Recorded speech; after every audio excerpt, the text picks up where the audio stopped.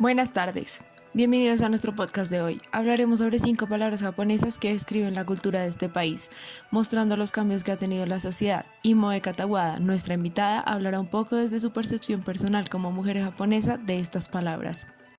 Antes de iniciar, es importante tener en cuenta que debido a que Japón está ubicado en una isla, su política exterior estuvo históricamente determinada por el aislacionismo. Aunque tras su derrota en la Segunda Guerra Mundial y el establecimiento de bases militares de Estados Unidos en la isla, Japón empezó a abrirse más al mundo, no solo en cuanto al comercio internacional, sino también en su cultura. Así bien, la primera palabra de la que hablaremos hoy es aimai, que traducido al español significa ambigüedad. Esto quiere decir que hay palabras y acciones dentro de la forma de comunicación japonesa que no tienen un solo significado, por lo que generalmente resulta en incertidumbre. Cabe resaltar que el aimai es muy utilizado en Japón, tanto que es parte esencial de su cultura y es considerada una virtud. Se cree que el origen de esta ambigüedad es el determinismo geográfico, es decir, que la geografía influencia el desarrollo de costumbres en la sociedad. En el caso japonés, el aislacionismo causó que las personas tuvieran que vivir en comunidades muy cerca unas de otras para cultivar grandes cantidades de comida. De igual manera, para las comunidades era importante la cooperación y la armonía entre ellas. Esto llevó a la creación de una regla de anonimato, que consistía en no ir en contra de la voluntad del grupo por el temor a ser excluido. Asimismo, los japoneses tienen una organización social vertical, es decir, que siguen a los mayores porque estos tienen más experiencia, sabiduría y poder, y para no romper la armonía en el grupo, intentan no expresar claramente sus ideas, hasta el punto de evitar decir sí o no. Adicionalmente, esta unidad de armonía causó que las personas no fueran capaces de criticar a los demás abiertamente, por lo que la ambigüedad se constituyó como una forma importante de comunicación para evadir estos problemas y así mantener la armonía en la sociedad. Además, la ambigüedad se constituye como la forma de proteger los sentimientos de las demás personas. Es por esto que en Japón es visto como algo bueno. Algunos ejemplos del uso de la ambigüedad son la palabra ma, la cual significa no tan mal. Sin embargo, este no es su único significado, por lo que se debe tomar en cuenta la expresión y el comportamiento de la persona que está hablando para entender el significado real. Otro ejemplo es la palabra ichio, que significa por el momento o por lo menos. Ahora bien, la ambigüedad tiene varios efectos en la comunicación de los japoneses con personas de otras culturas, porque por ejemplo, los occidentales están acostumbrados a ser directos y a rechazar o aceptar propuestas abiertamente, mientras que los japoneses ven estas expresiones como maleducadas y generan rupturas de lazos al herir los sentimientos de las personas y romper la armonía del grupo. De igual manera, el tener largos silencios durante las conversaciones es la forma de los japoneses de expresar su interés o su disgusto por el tema, depende de la situación. En cambio, los largos silencios terminan incomodando a personas de otras culturas. En este sentido, la ambigüedad es uno de los principales problemas de comunicación entre los japoneses y personas de otras culturas porque generalmente terminan malentendidos. Ahora bien, Mónica nos hablará un poco sobre la palabra aimai. Ambiguity, or aimai, is a fundamental part of Japanese way of communication. We don't really say what we think. In Old Japanese, when a man says, "The moon is beautiful," to a woman beside him, that means "I love you." We never say no to invitations to a party, for example, because it is regarded as rude. Instead, we say, "Oh, I really want to go, but I'm sorry, I have a plan, so I don't think I can come." It's long, isn't it? So when it comes to communication in Japanese, we need to think about the context. When we speak in English, we use it, but English itself is a straightforward language, so we tend to be honest. I like Japanese, but English is easier, so in that sense, I like English better. La segunda palabra de la que hablaremos hoy es amae, la cual significa dependencia. También puede ser entendida como depender de la benevolencia de los demás. Al igual que la ambigüedad, la dependencia es vital para mantener relaciones armoniosas dentro de la sociedad. En este sentido, los niños dependen de sus padres, los jóvenes dependen de los adultos y los ancianos dependen de sus hijos. La palabra amaeru se deriva del amae y significa dependencia y presión de la benevolencia de los demás, es decir, una dependencia en el afecto de los demás.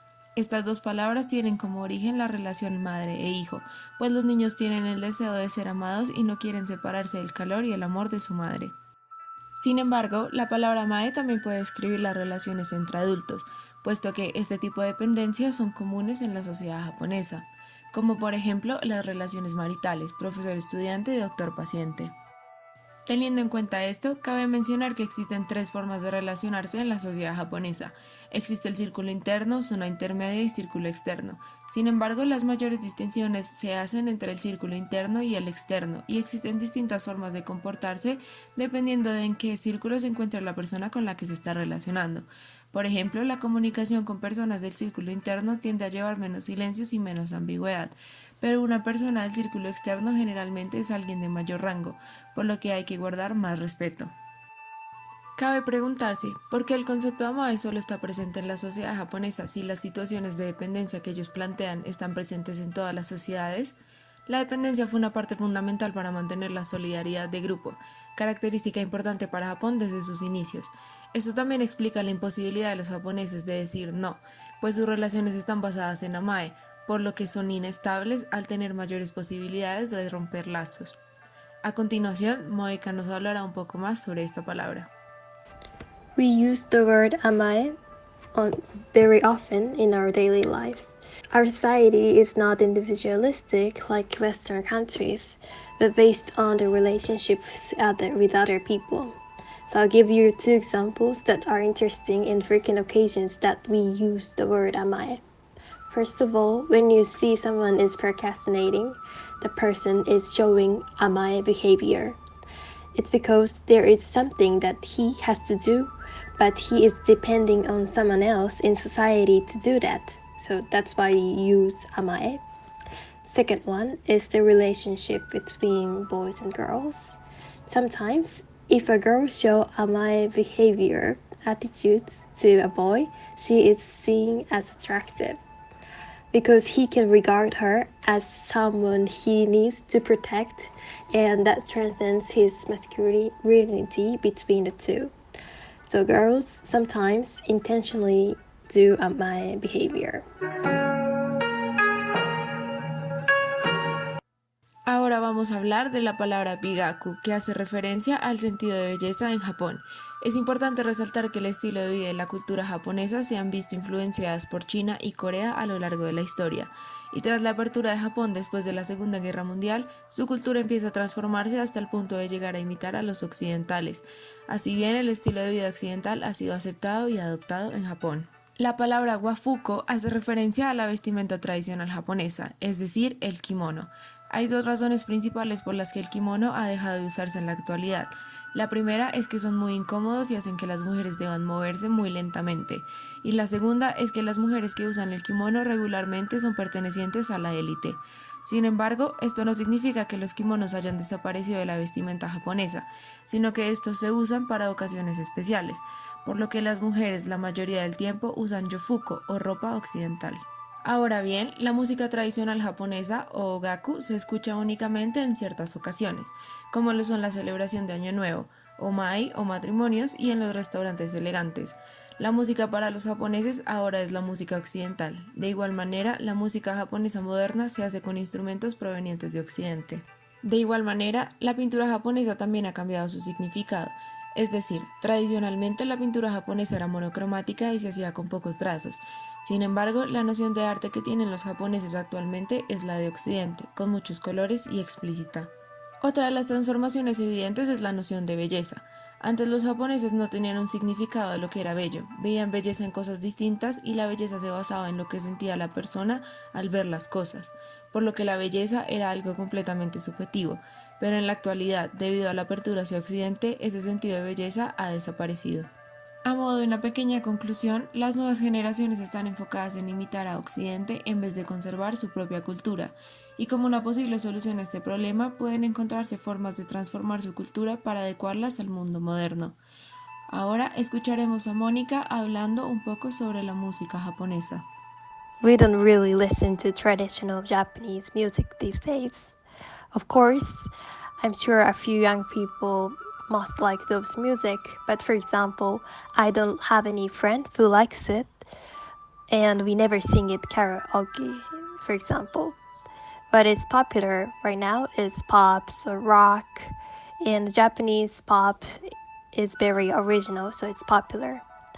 But the pop itself came came from Western countries, so our preference should be very much Westernized. We like Western music like American, British ones, but also Korean music is a big thing. Ahora hablaremos de la palabra chinmoku, que hace referencia al silencio en la comunicación. En este sentido, este silencio es la forma de decir o no decir nada, pero con significado. Así bien, en situaciones como reuniones de trabajo, clases y conversaciones, el silencio es parte fundamental debido a que este es considerado una virtud. En este sentido, se asume que los japoneses tienen un entendimiento mutuo que no necesita de palabras, o como se dice en japonés, haragei, y además se cree que las personas pueden comunicarse a través de la telepatía, o ichin denchin. La importancia del silencio radica en el budismo zen. Uno de los fines de este es la meditación y la quietud. Esto ayuda a mostrar que la verdad no puede ser descrita con palabras. Por eso es mejor quedarse en silencio, por lo que una persona de pocas palabras es más confiable. Esto significa que lo que es importante para un japonés no se dice. Eso también se debe a que, según sus creencias, lo verdadero se queda en el campo interior, es decir, en el corazón y en el estómago. Así bien, ma es la palabra que se usa para denominar los intervalos que hay entre sonidos. Estos son los que le dan el ritmo y el sentido a la conversación y a las expresiones corporales de la persona que está hablando. El silencio ha cumplido una parte esencial en el mantenimiento de la armonía y evitar conflictos en la sociedad japonesa. Esto se debe a que los japoneses se identifican como parte de una comunidad y no como individuos, por lo que el silencio les facilita mantener las relaciones con esta comunidad. Así bien, para ellos la persona que insiste en su opinión personal antes de que el grupo llegue a una decisión es vista como egoísta. Además, muchas personas prefieren guardar silencio a crear problemas o malentendidos. De igual manera, el silencio también muestra el entendimiento de la jerarquía social japonesa. Por ejemplo, está mal visto hablar abiertamente de alguien que pertenece a un rango mayor. Como se ha venido mencionando, el silencio es utilizado por los japoneses en distintos contextos. Ocurre cuando la persona no tiene nada que decir, pero esto no significa que no tengan ideas, sino que están pensando la manera indicada de expresarlas. También se utiliza porque los japoneses no expresan todo lo que están pensando y dejan sus verdaderas intenciones sin decir. Se utiliza para evitar expresiones directas, especialmente las negativas, como la rabia, el odio y el rechazo. Ayudan a evitar las ideas o emociones que puedan herir a alguien más o dañar la atmósfera del grupo. Generan un distanciamiento con otras personas cuando se está molesto. Ayuda a guardar a la sociedad bajo el tapete, es decir, no tener que enfrentar los problemas o las situaciones difíciles. En este sentido, el silencio en las comunicaciones entre japoneses ocurre tanto en el ámbito público como en el privado. Un ejemplo de esto son las relaciones maritales. Ellos saben que están enamorados, pero les da pena expresar sus sentimientos hablando. Es por esto que intentan entender al otro a través de expresiones no verbales, especialmente cuando se trata de sus sentimientos. Recientemente, el guardar silencio también ha ayudado a fomentar problemas sociales como el bullying, puesto que cuando los niños ven a alguien que está siendo molestado, prefieren no decir nada y tomar distancia para evitar problemas o ser excluidos del grupo. Por último, el silencio puede volverse un obstáculo en las comunicaciones con otras culturas, debido a que este tiene múltiples interpretaciones para un japonés, y los no japoneses no saben su significado ni cómo interpretarlo, lo que puede llevar a malentendidos. Ahora le daremos paso a Mónica para que nos hable un poco más del tema. For Japanese people, silence is very, very, very important when communicating. We pause our conversation intentionally to have silence. Silence shows the person speaking or listening is contemplating and caring about the conversation. So, suppose if I am asked, "Will you marry me?" I think I will not say yes immediately, because I want my future husband to think that I am appreciating and respecting his feelings, and I want to show that I am trying to understand what marriage means for both of us. So I guess I will pause 5 seconds or maybe more. And when it comes to conversation with Western people, I know it works differently, so I behave in a different way. But some Japanese people who are not familiar with other culture, they might pause the conversation often or don't really make their opinion obvious. Finalmente hablaremos del Danjo Kankei, es decir, las relaciones entre hombre y mujer. Esta se ha caracterizado por ser cambiante y ha dependido principalmente del sistema social del país. Hace varios siglos las mujeres tenían el derecho de sucesión, también tenían igualdad de derechos sociales y contaban con la misma importancia que los hombres en el ámbito político y económico. Sin embargo, para el fin del periodo de Heian, las mujeres empezaron a depender económicamente de los hombres y perdieron el derecho de sucesión, aunque se concibía a la mujer con un rol importante en la sociedad, puesto que ellas debían mantener la línea de sucesión. Además, debían apoyar a sus esposos y ser el sustento para su familia en los tiempos de guerra. El confucianismo trajo otro cambio a las relaciones entre los hombres y las mujeres. Con este se instauró la idea de los hombres fuera y las mujeres dentro, idea que continúa presente en la actualidad. Adicionalmente, la vida sexual de la mujer estaba condicionada por su esposo. Esta etapa supuso un retroceso con respecto a la libertad de la mujer en la sociedad. Adicionalmente, el confucianismo plantea que las mujeres cuando niñas debían obedecerle a sus padres, cuando adultas a su esposo y cuando ancianas a su hijo. El siguiente cambio se dio en la Edad Moderna, con el establecimiento de sistemas de educación para las mujeres y los hombres. En este periodo, las mujeres eran educadas para que fueran buenas esposas y madres sabias. Además, se les vigilaba para garantizar que llegaran vírgenes al matrimonio. Después de la Segunda Guerra Mundial, a través de la nueva Constitución, se le garantizó la igualdad de derechos a las mujeres y a los hombres, y finalmente, en 1986, la Ley de Igualdad de Oportunidad de Empleo ayuda a eliminar la discriminación de las mujeres en el ámbito laboral. Actualmente, la posición de la mujer ha mejorado mucho en la sociedad. Sin embargo, la discriminación continúa siendo un problema latente en Japón. Esto ha sido criticado a nivel internacional. Ahora bien, me parece importante destacar que el lenguaje japonés refleja la relación entre hombres y mujeres, como por ejemplo, la palabra esposo en japonés es shujin, lo que traducido significa persona principal. La palabra esposa, que en japonés es kanai, significa dentro de la casa. Estas dos expresiones muestran que los esposos son superiores y que las esposas deben siempre estar en casa y obedecerlos. La expresión Otoko Masari hace referencia a una mujer que es superior al hombre física, espiritual e intelectualmente. Sin embargo, es usada como algo negativo porque involucra una carencia de feminidad. La palabra Otemba, que se traduce como marimacha, se usa para referirse a una niña que es muy activa y los padres no pueden controlar. Se espera que ella aprenda a comportarse humildemente para cuando se convierta en adulto y así poder conseguir un esposo. La expresión Hako Iri Musume hace referencia a niñas que son educadas de manera muy específica, como si fueran un tesoro para sus padres. Expresa la inocencia y obediencia que debe tener la mujer. Estas expresiones son ofensivas para las mujeres. La palabra tekireki hace referencia a la edad apropiada para casarse. La palabra urenokori, que significa mujer solterona y literalmente hace referencia a cuando los vegetales no se venden. Estas palabras se utilizan para presionar a las mujeres para casarse. Finalmente, la expresión sodai gomi, que traduce a gran basura, es un hombre que solo aporta económicamente a su familia pero no ayuda en el hogar. Actualmente ha aumentado el número de personas que acceden a universidades, lo que conlleva un cambio en los valores, generando que las ideas tradicionales de mujeres y hombres ya no tengan mucho peso en la sociedad actual. Esto ha llevado a que cosas como relaciones sexuales antes de casarse, embarazos fuera del matrimonio e irse a vivir juntos sin estar casados sean menos criticadas. Además de normalizar el hecho de que las personas quieran permanecer solteras y ha ayudado a disminuir la tasa de nacimientos también. Sin embargo, actualmente continúan existiendo dos tipos de matrimonios en Japón, los matrimonios arreglados y los matrimonios por amor. Estos últimos ahora son más comunes.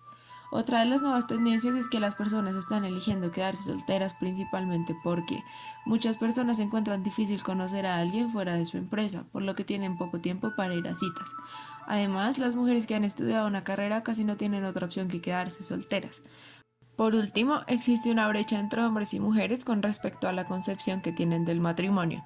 Muchos hombres continúan con la visión tradicional sobre las mujeres y buscan a alguien que haga los deberes de la casa. Pero las mujeres buscan un balance entre sus esposos y ellas, además de continuar con su independencia financiera. Finalmente, cabe destacar que la mayor diferencia entre el trato entre esposos en Japón y en el mundo occidental es que en Japón se da por hecho el afecto y el amor que existe entre ambas personas. En cambio, en Occidente las parejas tienden a expresarse su amor para que la otra persona no sienta que se le está dando por hecho. Ahora escucharemos a Mónica hablarnos un poco más del tema. In Japan, relationships between males and females are becoming equal but not completely. I'll give you two counterexamples against equality. First of all, current law doesn't allow married couples to use different family names. And under this system, more than 90% of the case, females are forced to change their family names. It's because males were dominant in terms of marriage, and traditional family system is thought as very important by losing parties. Second, Generally speaking, Japanese females with higher academic background struggle with marriage because Japanese males tend to think they should be more successful than their future wives. For sure, our society still has this image of women being at home, cook, and raise their kids. Muchas gracias por su atención. Esto fue todo por hoy. Les habló María Camila Mata y nuestra invitada Mónica Taguada.